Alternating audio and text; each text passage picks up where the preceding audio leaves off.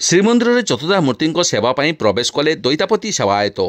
पुरी धाम में स्नान पूर्णिमा पूर्व अर्थात ज्येष्ठ शुक्ल त्रयोदशी दिन दैता सेवक माने श्रीमंदिर दीर्घ एक मास काल विशेष नीति गोष्ठीगत भाव में संपन्न करती।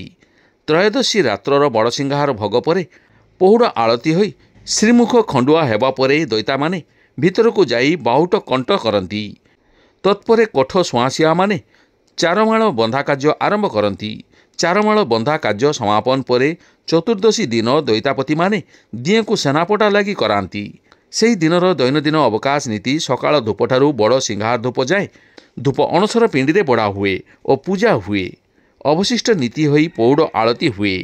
पौड़ आलती परे मदन मोहन और लक्ष्मी दक्षिणी घर को भूदेवी और माधव खटसाज घर को विजे करती।